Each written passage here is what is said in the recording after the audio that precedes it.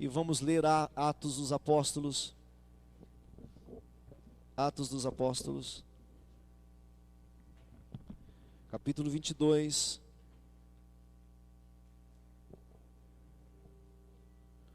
Vamos só ler um pouquinho antes de onde nós acabamos e vamos continuar de onde paramos. Já falamos aqui que Atos dos Apóstolos é a pessoa central, é o Espírito Santo. E o Espírito Santo só veio por causa da expiação de Jesus. Expiação é outro termo da teologia, é outra palavra da teologia, que significa remoção dos nossos pecados, purificação dos nossos pecados. O que Jesus fez foi expiar os nossos pecados, no sentido de retirar, remover e purificar. Porque Jesus fez isso, o Espírito Santo pôde vir a nós. O Espírito Santo pôde vir a você. E você que ainda não o tem desse jeito mais intenso, é porque você ainda não pediu. Porque é simplesmente assim, pedir. Crer e pedir. Lembra daquela palavra de Jesus? Lembra daquela palavra de Jesus? Se vocês, sendo maus, sabeis dar boas coisas aos vossos filhos, se vocês, se referindo à humanidade toda, servos e não servos, se vocês, sendo maus, sabeis dar boas dádivas, boas coisas aos vossos filhos, quanto mais o vosso Pai Celestial vos dará o Espírito Santo a todos quantos lhe pedirem. É só pedir. Porque, que glória! Aleluias! Cristo fez tudo, não há mais impedimento, porque tudo que você precisa para ter revelação de Deus, não é de um pastor pregando direito, é do Espírito Santo. Um servo de Deus, cheio do Espírito Santo, qualquer pastor, qualquer pregador que falar besteira, dentro de você, o Espírito Santo vai testificar no seu espírito e você vai sentir. Tudo que Cristo fez está feito, está terminado, para que eu e você pudéssemos receber o Espírito Santo. É só pedir, simples assim. Não é subir a montanha, não é jejuar, consagrar, é simples assim. Quando eu recebi o Espírito Santo, eu fiz muita força. Fiz muitas coisas para receber o Espírito Santo. Fui no monte, fui em vigílias e eu não recebi. Acho que para eu ensinar isso no futuro. Penso isso hoje. Eu buscava assim, pela minha força. Um dia eu estava no banheiro da empresa onde eu trabalhava. Bom, dentro do banheiro você sabe fazendo o quê, não sabe? As duas coisas é sem graça, é desagradável, não é? Não é assim? Eu estava no banheiro da empresa onde eu trabalhava. E de repente, meu irmão, e banheiro de empresa não é tão grande, né, meu irmão? É pequititinho, né, irmão? Quase que eu quebrei a porta do banheiro. Foi algo assim tremendo. Aí eu saí daquele lugar, corri para o quarto andar, tinha um lugar lá que só eu podia entrar. Aí lá foi melhor ainda.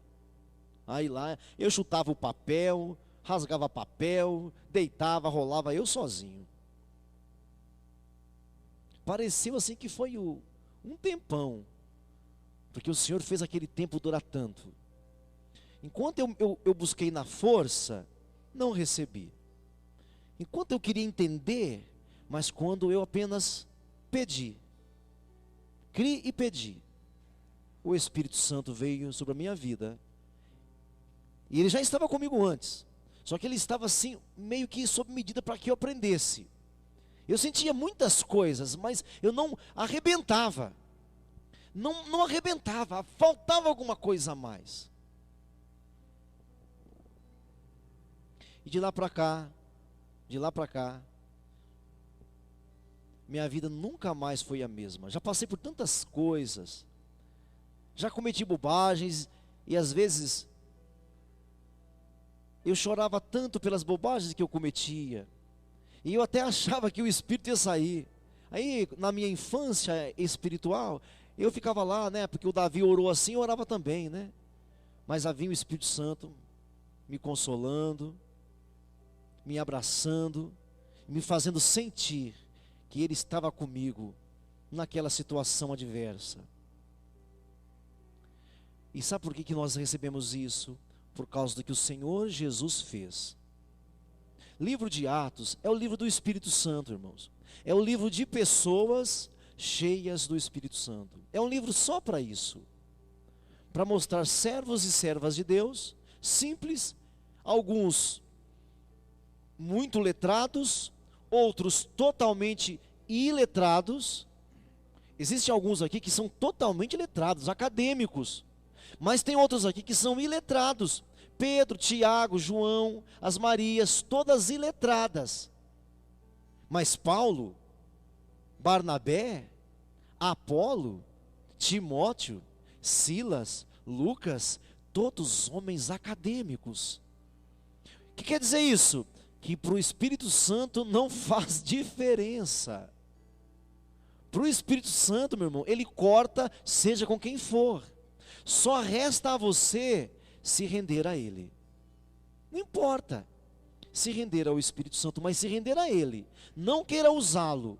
Quando você começa a usar o Espírito Santo, porque é possível, cada vez a luz apaga mais.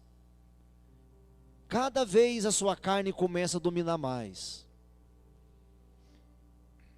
E no fundo você percebe. Então o livro de Atos, nós estamos aqui no capítulo 22, o livro de Atos é o livro de pessoas cheias do Espírito Santo, às vezes orando, às vezes pregando, às vezes testificando, às vezes orando pelos enfermos, expulsando demônios, mas são pessoas, irmãos, cheias do Espírito Santo.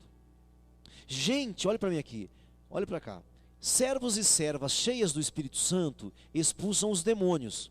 Gente sem o Espírito Santo, meu irmão, não expulsa demônio. Faz outras coisas com o demônio. Entendeu? Amansa o demônio, acalma o demônio. Pessoas sem o Espírito Santo até acalma, amansa. Agora, gente cheia do Espírito Santo manda o demônio embora. Você me entendeu? Hoje é um culto de libertação.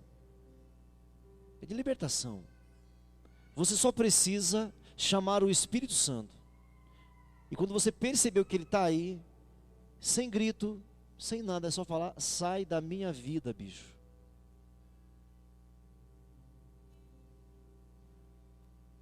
Sai da minha vida.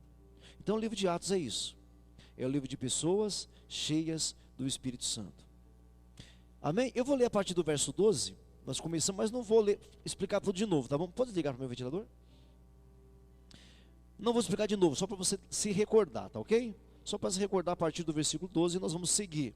Então um homem, lembra-se que o apóstolo Paulo, cheio do Espírito Santo, vimos isso no capítulo 21, cheio do Espírito Santo, chegou em Jerusalém e começaram a persegui-lo, e começaram a apedrejá-lo. Pegaram o Paulo e estão levando o Paulo. Agora os guardas, o comandante, os guardas, pegam o Paulo não porque querem prendê-lo simplesmente, mas para protegê-lo. Querem matar o Paulo. E por quê? Porque o Paulo é de Deus. Pessoas de Deus geralmente são perseguidas, viu, irmão? Pessoas de Deus, pessoas cheias do Espírito Santo, geralmente são perseguidas. Então não fica, não se espante. Esse é o normal. É assim que é mesmo. E já falei muito sobre isso também, não é isso? Então, pegaram o Paulo porque querem matá-lo. Paulo chega agora aqui nas escadarias da fortaleza, nos degraus da fortaleza, e pede para o comandante oportunidade para falar. Então aqui no capítulo 22, Paulo está falando à multidão. Qual multidão, pastor? A multidão que querem matá-lo. A multidão que querem o mal dele. Como é que um homem quer falar com essa multidão? Um homem cheio do Espírito Santo. Entenderam? quem quereria falar com a multidão? Que é o seu mal? Alguém cheio do Espírito Santo. O homem cheio do Espírito Santo, meu irmão, é alguém que é insondável, incalculável. As pessoas não entendem muito. O homem cheio do Espírito Santo, a mulher cheia do Espírito Santo, diz o apóstolo Paulo, que as pessoas não entendem muito bem.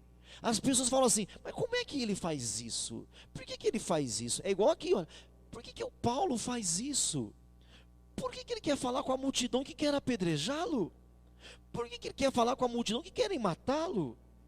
Porque Paulo é um homem de Deus, irmãos. Porque Paulo é um homem cheio do Espírito Santo. Amém? Tudo bem? Então Paulo está aqui falando. Ele está falando o quê? O testemunho dele. Ele está dando testemunho dele. Aí eu falei para você aquela lição. Quando você não tiver o que falar, conte o seu testemunho. Como foi que o Senhor te libertou? Como foi que o Senhor te salvou? Conta. Isso vale muito mais do que 1000 palavras. Amém? Um homem chamado Ananias, estou no versículo 12. Piedoso conforme a lei, tendo o bom testemunho de todos os judeus que ali moravam, veio procurar-me, ele diz, pondo-se junto a mim, e disse, Saulo, irmão, recebe novamente a vista. Que Paulo ficou cego por causa da visão de Deus. Nesta mesma hora, recobrei a vista. Foi só ele falar, pá, eu recobrei a vista. Quem deu a vista para o Paulo? Foi o Ananias ou foi o Espírito Santo? Quem foi? Ele só liberou a palavra. Que palavra que ele liberou? Saulo, irmão, recebe novamente a vista. Foi o Paulo, foi o Ananias ou foi o Espírito Santo, irmãos? O Espírito Santo. O Ananias foi o instrumento que liberou a palavra. Qual palavra? Recebe novamente a vista. E ele, puf, recebeu a vista. Ele está contando isso, como foi que ele se converteu. Ele está falando isso para a multidão. 14. Então ele disse, o Deus de nossos pais, de antemão te escolheu para conheceres a sua vontade, veres o justo, ouvires a voz da sua própria boca, porque terás de ser testemunha diante de todos os homens, das coisas que tens visto e das coisas que tens ouvido. E agora, por que te demoras? Levanta-te, recebe o batismo, lava os teus pecados, invocando o nome dele. Tendo eu voltado para Jerusalém, enquanto orava no templo, sobreveio-me um êxtase. Quer dizer, eu fui arrebatado no espírito. Eu fui tomado, um êxtase. Perdi as minhas forças, fui tomado. E vi, verso 18, e vi aquele que falava comigo, dizendo, apressa-te e sai logo de Jerusalém, porque não receberão o teu testemunho a meu respeito. É Deus falando para ele. E eu disse, Senhor, eles bem sabem que eu encerrava em prisão, e nas sinagogas os açoitava, os que criam em ti. Quando se derramava o sangue de Estevão, a tua testemunha, eu também estava presente, Senhor. Eu até consenti nisso e até guardei as vestes dos que o matavam. Mas ele me disse, vai, porque eu te enviarei para longe aos gentios. Olha para mim. Olha só que interessante, não era isso que eu ia abordar agora, mas me ocorre agora. Acontece a conversão do Paulo, o Ananias vem, bota a mão sobre ele, ele recebe a vista, batiza o Saulo, que vai virar Paulo mais tarde, ele batiza, e depois eles vão para Jerusalém, e lá em Jerusalém ele é arrebatado em espírito, ele tem visão, ele ouve a voz de Deus, ele vê o Senhor, e aí o Senhor fala dele, do Saulo, né? Ele fala, eu vi aquele que falava comigo, dizendo, apressa-te, porque eles não receberão o teu testemunho. Aí o Paulo começa a falar uma coisa muito interessante, o Saulo no caso aqui, né? Ele começa a falar uma coisa muito interessante. Eu disse, Senhor,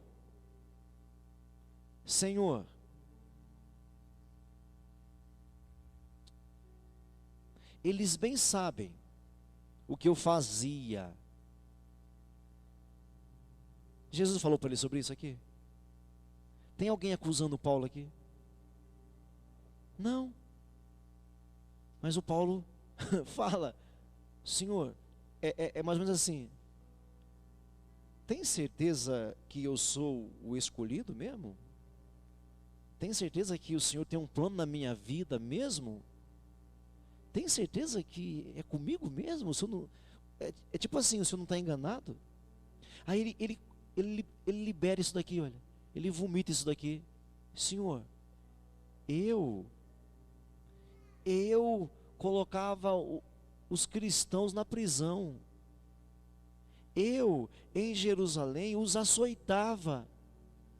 Eu até permiti que matassem Estevão. Eu até ajudei a guardar a roupa ensanguentada daqueles que mataram Estevão. Você está vendo? Você está entendendo aqui? Não é Deus que está falando isso para Paulo, é a consciência dele. Sou eu mesmo? Sabe um pouco de culpa? Que às vezes é assim que você age. Como eu falei agora há pouco, irmãos, o perdão não está em extinção. O perdão não está em extinção. Se quiser fazer uma música depois, Afonso, aproveita. Não está em extinção. A confissão está. O arrependimento está. As pessoas não se arrependem mais. E o diabo conseguiu colocar uma coisa na cabeça das pessoas. O diabo conseguiu incutir na mente das pessoas: você não pode pedir perdão. Você não pode. Você é reincidente. Olha que porcaria que você é. Perdão não está em extinção. E sim confissão. Arrependimento. Porque o diabo está enganando a gente. Porque perdão é para cristão. Perdão é para convertidos. Porque pecado para nós é acidente. Perdão não é para os pecadores. Para os pecadores é nascer de novo. É novo nascimento.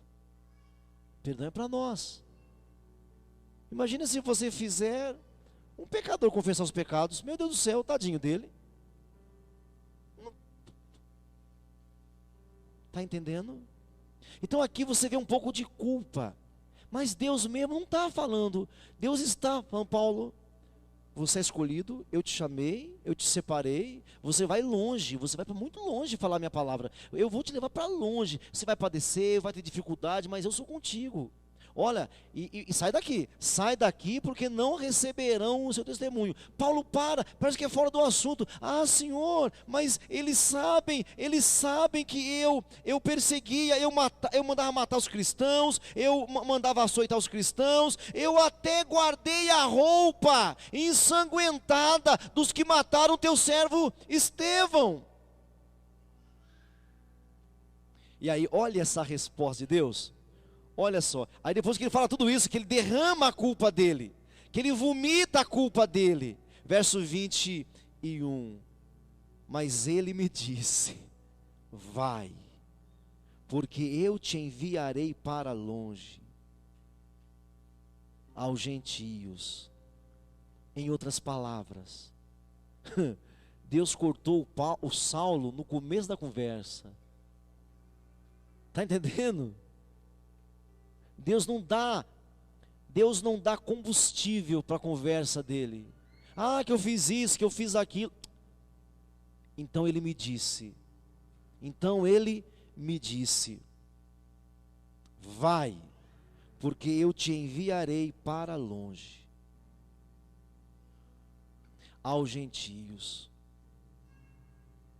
E eu quero dizer para você que isso não é para ele somente. Quantos aqui creem que Jesus morreu pela sua vida? Levante as mãos. Você crê que Jesus morreu por você? Levante a sua mão bem, bem alta assim. Então você é enviado. Porque Uma vez que Jesus morreu por você e você já aceitou essa verdade eterna, o Espírito Santo veio morar em você, veio habitar em você. Então você também é enviado. Pastor, mas a minha história é feia, a minha história é penosa, a minha história, pastor, é sanguenta. Ele dá de ombros. Ele fala: eu te enviei, eu te chamei, eu te escolhi. Vá e conta para todo mundo. Isso é testemunhar. Testemunhar é contar para todo mundo. Paulo, no capítulo 3, no capítulo 4 de Efésios, ele fala: eu, o prisioneiro de Deus. Por que prisioneiro? Porque contava para todo mundo. Conta, compartilhe. Tem gente na sua família ainda que não é salvo. Por que você está deixando isso acontecer? Por que você não guerreia em oração pela sua família? Por que você não batalha em oração contra o diabo pela sua família?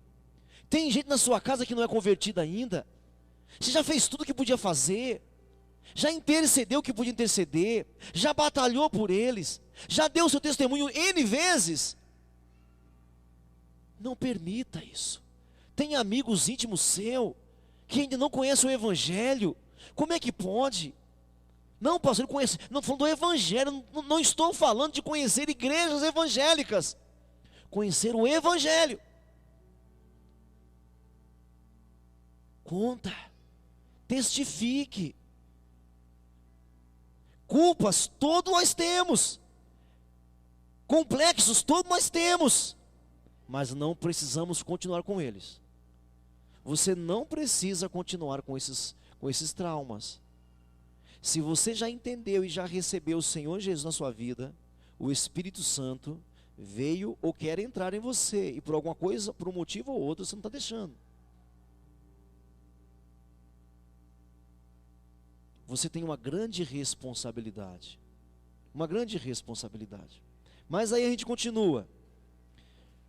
Agora eu quero falar na seguinte lição. Sabedoria. Sabedoria. Ter a sabedoria para viver nessa terra. Porque o Paulo agora vai ter duas ações agora aqui na frente, que vai mostrar sabedoria para viver nessa terra. Nem sempre você pode ser espiritual.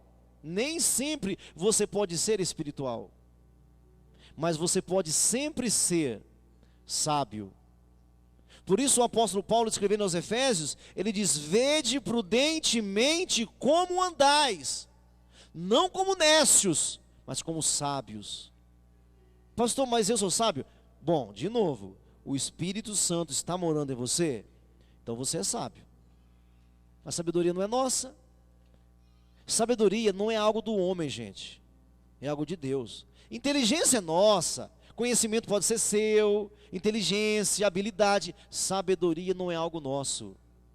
Sabedoria é algo de Deus. Agora vamos ver aqui. Só dá uma olhadinha e a gente continua mais tarde. Olha lá. Verso 22. Ouviram-no até esta palavra. Então gritaram, porque Paulo está falando do testemunho dele, entendeu? Está ouvindo o testemunho dele, ele está contando o testemunho. A multidão ouviram-no até esta palavra, e então gritaram, dizendo: tira tal homem da terra.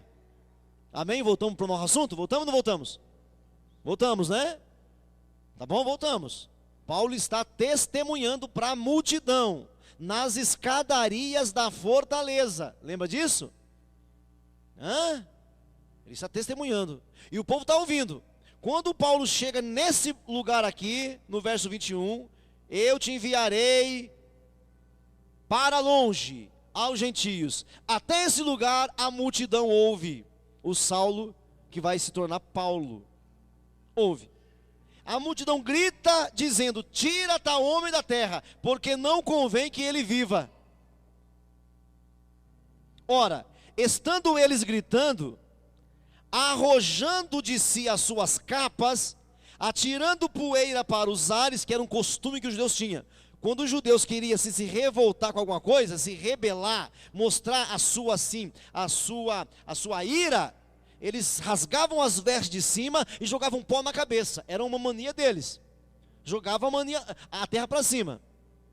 Eles começaram a gritar: mata esse homem, tira tal homem da terra. E rasgavam as roupas e jogavam terra para cima. Verso 24.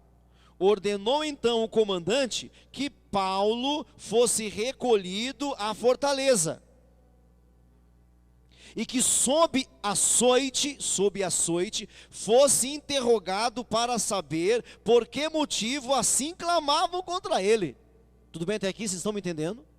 Então, o comandante mandou rapidamente que lembram-se que eles estavam levando o Paulo para a fortaleza. O Paulo pediu a palavra, pediu para que deixassem falar. O comandante deixou. O Paulo estava falando. Nós gastamos 3 cultos para isso. Falando. Quando ele chegou nesse ponto, a multidão: cala a boca, mata esse homem. E aí virou um alvoroço só. Quando virou um alvoroço só, o comandante imediatamente mandou: tira esse homem daqui, leva para dentro.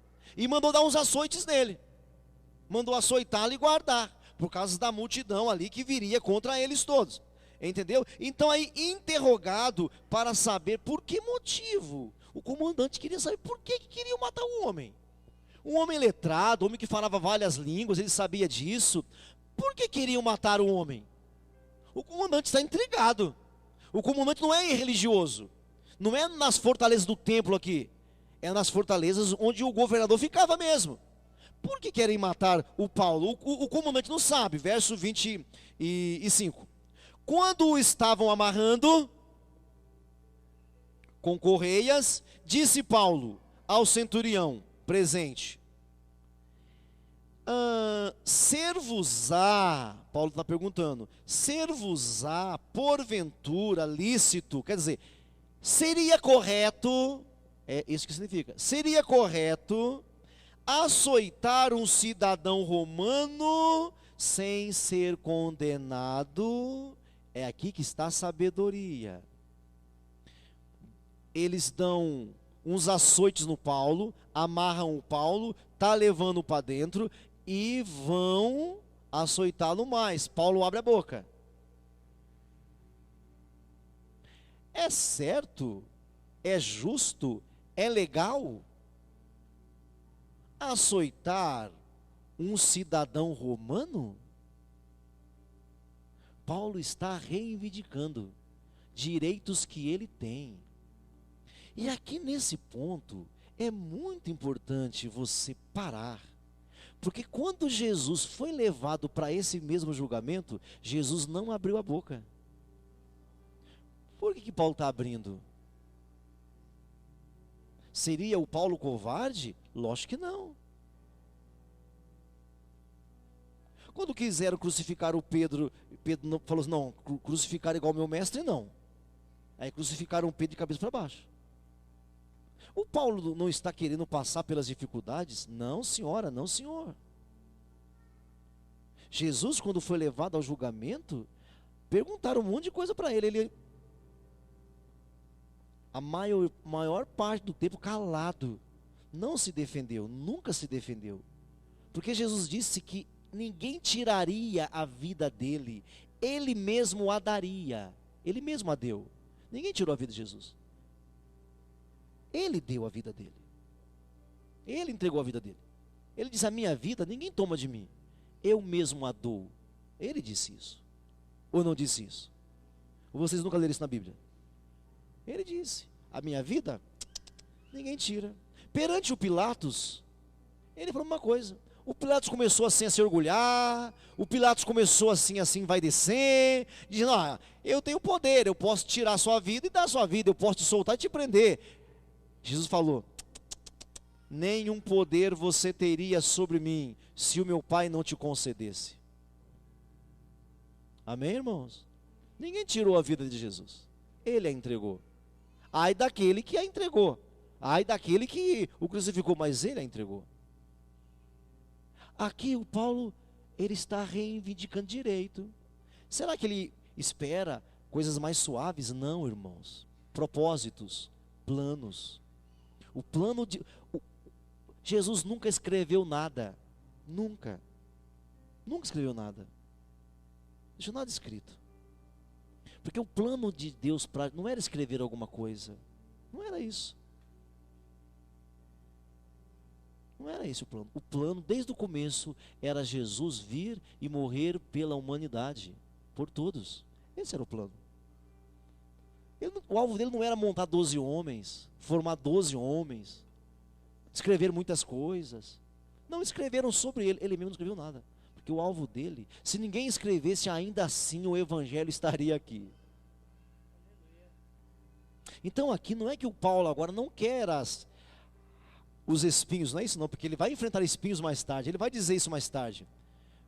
Aqui é questão de, diga para mim, sabedoria. Diga isso, 1, 2, 3 já. Sabedoria. Na nossa empreitada cristã, irmãos, na nossa vida diária, sabedoria é necessária. E o Espírito Santo dá. Vamos continuar aqui. Você vai ver o que quer dizer. É lícito porventura açoitar um cidadão romano sem estar condenado? 26. Ouvindo isto, o centurião procurou o comandante e disse-lhe: que está para fazer? O comandante: porque esse homem é cidadão romano. Vindo o comandante, perguntou a Paulo: diz-me, és tu romano? Ele disse: sou.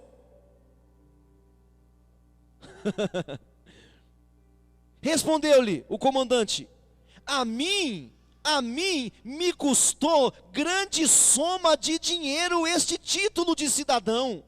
Disse Paulo: pois eu tenho por direito de nascimento. Ainda dá uma, como é que é a palavra? Dá uma esnobada ainda, né? Dá uma esnobada ainda. Mas aqui é questão de sabedoria. E no desenvolver do nosso assunto aqui, você pode ler em casa, vai lendo, você vai entender. Mesmo lendo, você vai entender. As lições eu trago depois. Mas você vai entender por quê, o que vai acontecer aqui. Por causa disso, vou adiantar aqui um pouquinho. Por causa disso, Paulo vai falar com reis, governadores, prefeitos, intelectuais. Por causa dessa fala aqui, irmãos. Muitas vezes é necessário sabedoria. Às vezes a porta do evangelho para você não é aberta, porque falta ali sabedoria. E falta ali porque você não pede. Porque isso está escrito lá no Tiago. O Tiago diz: quem tem falta de sabedoria, peça a Deus. Eu inventei isso? Não. Tiago capítulo 1, irmão. Peça a Deus. Quem tem falta de sabedoria, peça a Deus. As portas se abrem para quem age com sabedoria, mas as portas se fecham, mesmo que você seja um cara que ora muito, um cara que grita muito, cheio do Espírito Santo, sem sabedoria, você vai atrapalhar o Espírito Santo. Entenderam? Amém? Peça sabedoria, Tiago capítulo 1. Peça a Deus, porque Ele dá, e não joga na sua cara depois. Se coloque de pé em nome de Jesus. Se coloque em pé, em nome de Jesus. Se coloque em pé nessa hora, em nome de Jesus.